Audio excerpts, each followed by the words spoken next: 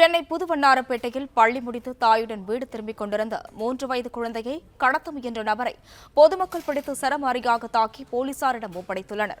இதுகுறித்து கூடுதல் விவரங்களை வழங்குவதற்காக செய்தியாளர் வெங்கடேசன் இணைப்பில் உள்ளார். வணக்கம் வெங்கடேசன், இதுகுறித்த விவரங்களை பகிரலாம். வணக்கம். சென்னை புதுவண்ணாரப்பேட்டையில் பள்ளி சென்று விட்டு தாயுடன் வீட்டுக்கு சென்று கொண்டிருந்த 3 வயது மகனை மதுபோதையில் இருந்த நபர் தாயின் கண் முன்னே மகனை கடத்திய சம்பவம் பெரும் பரபரப்பை ஏற்படுத்தியுள்ளது.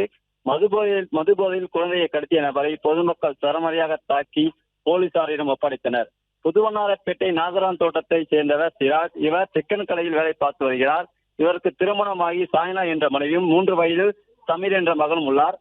மகன் சமீர் புதுவண்ணாரப்பேட்டை புண்டித்தங்கமத்தில் உள்ள தனியார் பள்ளியில் எல்கேஜி படித்து வருகிறார். வழக்கம் போல் இன்று பள்ளிக்கு சென்றுவிட்டு இன்று மாலை பள்ளியை முடித்து மகனை சமீரை தாயினா வீட்டிற்கு அழைத்து வந்து கொண்டிருந்த பொழுது குழந்தையின் சமீர் தாயிடம் சாக்லேட் கேட்டதால் மகனுக்கு சாக்லேட் பிரித்து கொடுக்கும் பொழுது எதிர்திசையில் குடிபோதையில் வந்த நபர் ஒருவர் குழந்தை சமீரை தோளில் தூக்கி கொண்டு சென்ற போது இதனை பார்த்த தாய் சபினா தனது குழந்தையை கொடுக்கும்படி கேட்டு வாக்குவாதம் ஈடுபட்டார். குடிபோதையில் இருந்த நபர் குழந்தையை வளர்க்க உனக்கு துப்பில்லை, எதற்கு குழந்தை என்று தரக்குறைவாக அவர் பேசியுள்ளார்.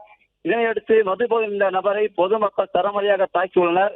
இதனையடுத்து சம்பவ இடத்துக்கு விரைந்து வந்த நபர் போலீசார் குடிபோதையில் இருந்த நபரை போலீஸ் வாகனத்தை ஏற்றிக்கொண்டு காவல் நிலையத்தில் அழைத்துக் கொண்டு விசாரணை செய்த பொழுது புதுவண்ணாரப்பேட்டை அருணாச்சலேஸ்வரர் கோவில் தெருவைச் சேர்ந்த வேலு என தெரிய வந்தது. இதனையடுத்து வேலுவை காசிமேடு மீன்பிடி துறைமுக காவல் நிலையத்தில் புதுவண்ணாரப்பேட்டை போலீசார் ஒப்படைத்தனர்.